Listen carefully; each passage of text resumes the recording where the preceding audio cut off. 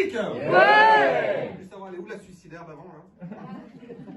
Non, c'est une blague. Sûr? C'est une bonne blague. Ça me fait plaisir d'être là, ça me fait plaisir d'être la première partie de Chitsa Cataneo. C'est ma deuxième première partie et ma première partie que j'ai fait il y a 2 semaines. Je l'ai un peu mal vécu, j'ai pas l'habitude de faire un format de 5 minutes comme ça. C'était assez compliqué parce que c'est rapide, il faut tout de suite vous faire rire. Voilà.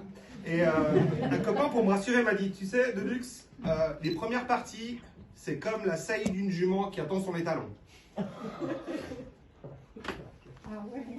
Alors là, vous imaginez bien que ma virilité d'Italien du Sud en a pris un coup.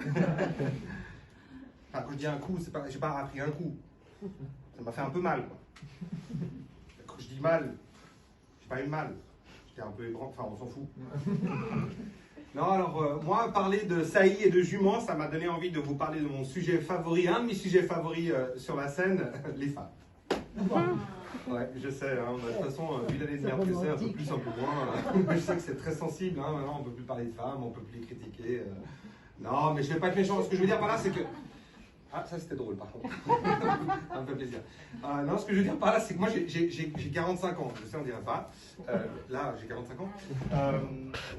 On dirait pas, mais je suis un peu la génération sacrifiée des hommes. C'est-à-dire que moi, j'ai été éduqué par des parents du sud de l'Italie et mon père m'a appris l'éducation, le respect de maman, évidemment, le respect des femmes, mais surtout la galanterie. Hein, ouvrir la porte, porter le sac des courses et des choses comme ça. Sauf qu'aujourd'hui, avec les femmes, c'est compliqué d'être galant. Alors maintenant, quand j'essaie de porter le sac de courses d'une femme, c'est plutôt... je vais pour me baisser, et là j'entends... Tu fais quoi? Ben, je prends ton sac. Et pourquoi? Pour être gentil? Non, t'essaies pas d'être gentil. T'essaies de m'asservir avec ton patriarcat à 2 balles.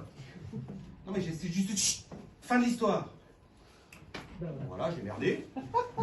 Alors du coup, moi je me suis dit, Deluxe, faut être progressiste. Avance avec le temps, adapte-toi. Donc du coup, j'ai essayé de faire la même chose avec ma mère. Du coup, elle avait son sac de courses là, et je me suis mis à côté. Et du coup, ma mère l'a fait.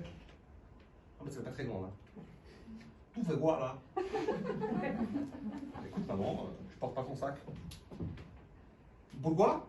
Bah écoute maman, le patriarcat c'est terminé. Tu te fous de ma gueule. Écoute, moi tu sais pas qui c'est Patrick, mais moi je n'ai rien à foutre qui. Tu prends le sac sinon tu casses la gueule. Et mon yesh, c'est la fin de l'histoire. Hein. Du coup, il y a mon père qui a débarqué en disant, paraît que tu veux pas rendre le sac de ta mère. Moi je te casse la gueule. Du coup, mon grand frère est arrivé, il est beaucoup plus grand, il a 7 ans, il m'a directement tapé, je sais toujours pas pourquoi. Il n'a pas parlé, donc là aussi j'ai merdé. Si à ça vous ajoutez que ma petite fille de 6 ans me parle plus ou moins tous les jours de ma mort, vous vous demandez pourquoi est-ce qu'avec les femmes j'ai une consommation d'anxiolytiques assez importante. Mais même avec les plans cul, c'est compliqué. On ne sait plus comment. Mais les plans cul, pourtant c'est clair. On se voit se voir. Mais le lendemain, vous avez toujours un message qui fait ping. Ça va? Et toi? Oui, ça va. Pourquoi? Je sais pas. T'aurais pu au moins me demander comment j'allais. Et moi, je réponds, ah bon? Je sais jamais quoi répondre. Là aussi, j'ai merdé. En fait, voilà, on est partagé entre l'émasculation psychologique moderne et l'émasculation physique de ma mère.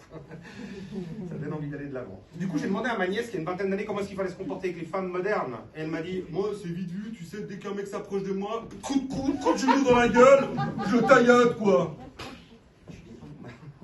T'as un mec, ma chérie? Elle m'a fait, non, pourquoi, c'est un problème?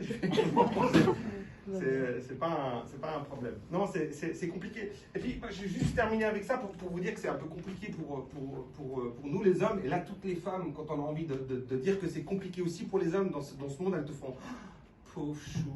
Vous êtes réduit à néant en 2 mots. Pauvre chou. Tu rentres à la baraque, t'as plus de couilles. Non, je vais terminer par ça, c'est que, je ne sais pas si vous savez, vous avez entendu une essayiste lesbienne, Pauline Armange, qui a écrit un essai dont Libération fait l'éloge, n'est-ce pas? Le pamphlet, comme il l'appelle, s'appelle « Moi, les hommes, je les déteste ». Et le résumé de ce bouquin pourrait être, je m'éloigne, c'est là que c'est 45 ans, hein, Détester les hommes et tout ce qu'ils représentent est notre droit le plus strict, c'est aussi une fête. Qui aurait cru qu'il y aurait autant de joie dans la misandrie? Alors, voilà, quand on voit une femme avec un air aussi bonhomme, on se dit qu'on n'a pas forcément, plus forcément besoin des hommes de nos jours.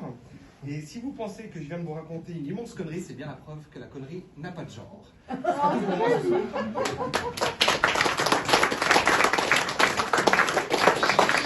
Voilà.